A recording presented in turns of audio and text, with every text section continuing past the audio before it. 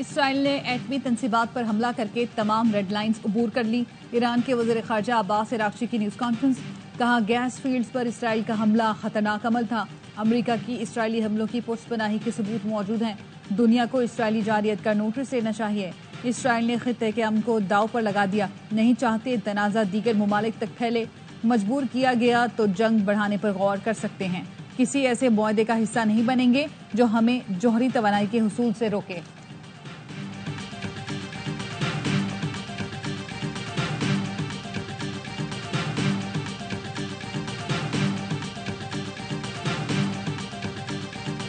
Iran और Israel में आसानी से मुआहदा करा सकते हैं, इस तनाज़े का हल मुमकिन है। सदर डोनाल्ड ट्रंप ने सोशल मीडिया पर लिखा, अमेरिका का आज रात ईरान पर हमले से कोई ताल्लुक नहीं। अगर ईरान ने किसी भी शक्ल में अमेरिका पर हमला किया तो अमेरिकी मुसल्लह फ़ौज ऐसी मुकम्मल ताकत और जोर से उन पर हमला करेगी जो पहले कभी नहीं देखा गया होगा।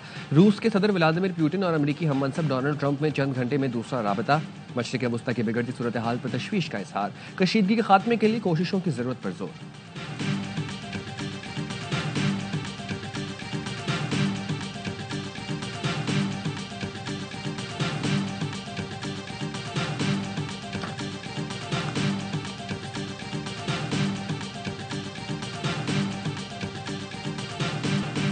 ईरान का इसराइल पर बैलिस्टिक और हाइपरसोनिक मिसाइलों से नया हमला।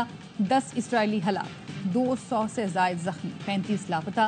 इमारतें मलबे का ढेर बन गईं। तल अवीव के करीब फौजी अड्डा और मोसाद हेडक्वार्टर्स खाली करा लिया गया। ईरान ने हैफा के मौशी मराकज़ को भी निशाना बनाया। हैफा की रिफाइनरी में आग लग गई। बैतुल आयाम के इलाके में तबाही, इमारतों को नुकसान पहुंचा। तल अवीव पर भी मिसाइल बरसाए। शिमाली इसराइल में धमाकों की आवाज़ें सुनी गई। ईरानी टीवी का कहना है कि इसराइल पर हाइब्रिड टोन मिसाइल भी दागे गए। पासदारान इनकलाब ने खबरदार किया है, इसराइल अगर बाज न आया तो हमले मजीद बढ़ाएंगे। ईरानी फौज का 3 F-35 समेत 10 इसराइली तैयारे मार गिराने का भी दावा।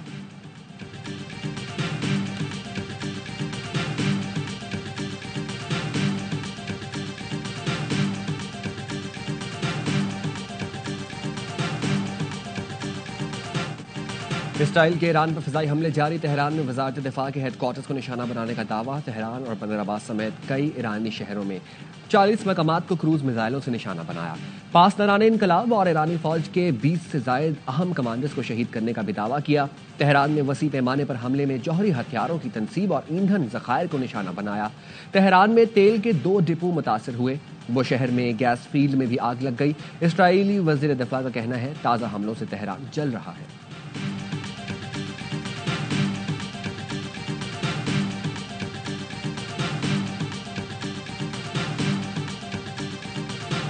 Pave the way to Tehran, and our pilots over the skies of Tehran will deal blows to the Ayatollah regime that they cannot even imagine. Iran की तमाम फौजी और जौहरी तनसीबात को निशाना बनाएंगे। इसराइली वज़ीर आज़म नेतन्याहू की फिर धमकी, कहा 2 दिन में ईरान की जौहरी तनसीबात को शदीद नुकसान पहुंचाया। जौहरी मंसूबों की क़यादत करने वाले सीनियर साइंसदान निशाना बने। ईरान का जौहरी प्रोग्राम में कई साल पीछे चला गया। बहुत जल्द तेहरान की फिजाओं में हमारे तैयारे नजर आएंगे। अमरीकी अखबार वॉल स्ट्रीट जर्नल के मुताबिक इसराइली हुकाम का कहना है, ईरानी सुप्रीम लीडर आयतुल्लाह खामनाई को निशाने पर लेना खारिज इम्कान नहीं।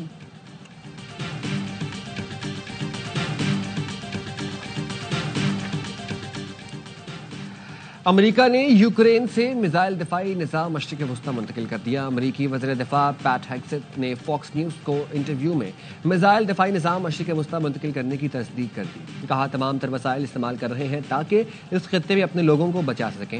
हेग्सेथ ने इस इक़दाम को इस खित्ते में अमेरिकी फौजी एहलकारों की हिफाजत के लिए ज़रूरी करार दिया।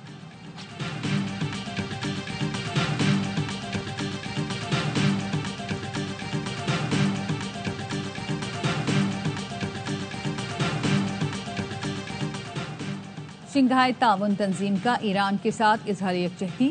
इसराइली कार्रवाई की शदीद मजम्मत। भारत ने खुद को तंजीम के इज्तिमाई मौक़िफ़ से अलहदा करके ईरान की हिमायत से इनकार कर दिया। शंघाई ताउन तंजीम के एलामिये में इसराइली हमले को अक़वाम मुत्तहिदा के चार्टर और बैनुल अक़वामी क़वानीन की खुली खिलाफ वर्जी करार दिया गया। वाज़ेह किया गया कि ईरान की खुद मुख्तारी पर हमला बैनुल अक़वामी और इलाक़ाई अमन के लिए खतरा है। कसूर, ओकाड़ा, तानलियावाला समेत मुख्तलिफ इलाकों में तेज हवा के साथ बादल बरस पड़े। पत्तोकी में मुतादिद फीडर्स ट्रिप होने से कई इलाकों की बिजली बंद। कराची में मौसम शदीद गर्म। समुद्री हवाएं मअतल, पारा 35 और शिद्दत 42 डिग्री महसूस की जा रही है। शहर कायद के चंद इलाकों में कल गरज चमक के साथ बारिश की पेशगोई।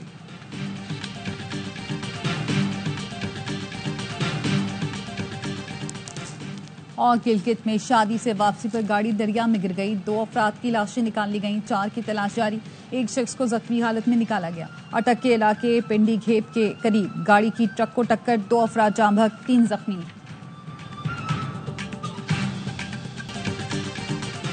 अमरीकी फौज के 250वीं सालगिरह पर वाशिंगटन में ग्रैंड मिलिट्री परेड। सदर ट्रंप का अमेरिका के लिए जाने कुर्बान करने वाले सिपाहियों को खराज तहसीन। कहा, अमेरिकी फौजियों ने जाने कुर्बान करके अमेरिका को अजीम मुल्क बनाया। दुश्मन को बताना चाहता हूं, हमारी फौज कभी हथियार नहीं डालेगी। अमेरिका पहले से कहीं ज्यादा मजबूत है। अमेरिकी फौजियों ने जंगों में अपना खून बहाया। 250 साल से अमेरिका एक ताकत के तौर पर खड़ा है।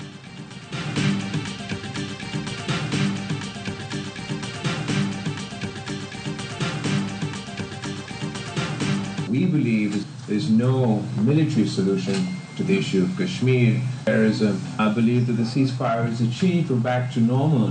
Well, that's not the case. Pakistan believes we need a comprehensive dialogue with India. India has said no, no, no every step of the way. Bharat से जंग बंदी तो हो गई, लेकिन अमन हासिल नहीं हुआ। मुज़ाकरात नहीं होंगे तो कशीदगी में दिन ब दिन इजाफा होगा। पार्लिमानी वफ्द के सरबराह बिलावल भुट्टो की ब्रसेल्स में न्यूज़ कॉन्फ्रेंस। कहा, जंग किसी भी मसले का हल नहीं, जामे मुज़ाकरात पर यकीन रखते हैं, लेकिन भारत ने हमेशा मुज़ाकरात से इनकार किया। भारत की पानी बंद करने की धमकी पाकिस्तान को इश्तियाल दिलाने की कोशिश है।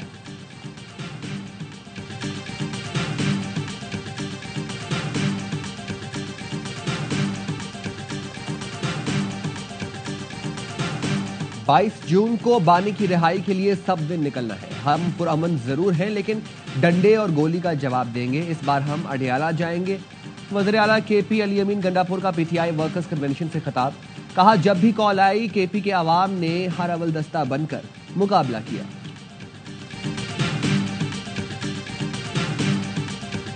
अल्लाह ताला की तरफ से है कि जेयूआई के बगैर या हुकूमतें बनती नहीं है या फिर हुकूमतें चलती नहीं। मैं जिंदगी भर आपके साथ खड़ा रहूंगा। खासी तौर पे हमें आपकी बड़ी जरूरत है, पाकिस्तान को आपकी बड़ी जरूरत है। जेयूआई के बगैर हुकूमत बनती नहीं या चलती नहीं, हमें अपने अवाम की जंग लड़नी है। जेयूआई अवाम के साथ है। मौलाना फजल रहमान की सेनेटर फैसल वॉर्डर से मुलाकात के बाद गुफ्तगू। फैसल वॉर्डर ने कहा कि सियासत में तालिब इल्म हूँ, मौलाना फजल रहमान मेरे उस्ताद हैं। केपी से कुछ लोग टैक्स के पैसों से गोली मारने आ रहे हैं।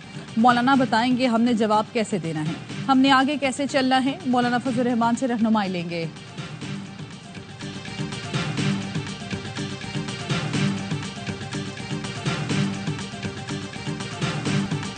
वज़ीर आला सिंध वफाकी हुकूमत पर बरस पड़े। मुराद अली शाह ने कहा, मुल्क भर में मोटरवे बन गई, सिंध के लिए पैसे नहीं। हैदराबाद मोटरवे 400 अरब का मंसूबा है, बजट में 15 अरब रखे गए। वफाक सिंध को कॉलोनी ना समझे। सूबा वफाक से कंट्रोल करने की कोशिश की तो बजट मंजूर करके दिखा दे। मुराद अली शाह ने कराची में शाहराह भुट्टो के दूसरे फेज का इफ्तिताह कर दिया। वज़ीर आला ने इंटरचेंज शाह फैसल से कायदाबाद सफर करके शाहराह भुट्टो का मुआयना किया।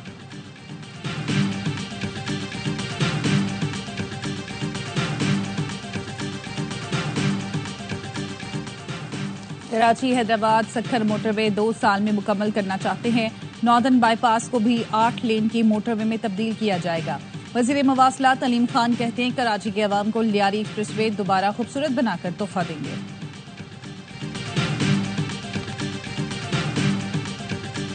नून लीग की पॉलिसियों ने मुल्क को बहरान में डाला। कैपेसिटी पेमेंट्स के गलत मुआहदे किए गए। हमारे दौर में बिजली सस्ती थी। ऑपोजिशन लीडर उमर अयूब कहते हैं, मेरी बजट तकरीर को नशर नहीं किया गया, हुकूमत को डर था कि आईना दिखाऊंगा। शिबली फराज ने कहा, पावर सेक्टर मुल्क की मईशत का बुनियादी सतून है, मईशत का पहिया बिजली से चलता है। नून लीग और पीपल्स पार्टी ने पावर सेक्टर को बहुत नुकसान पहुंचाया। ज़राअत और इंडस्ट्री दोनों तनज़्ज़ुली का शिकार है। खित्ते में जंग की सूरत हाल में पेट्रोल मजीद महंगा होगा।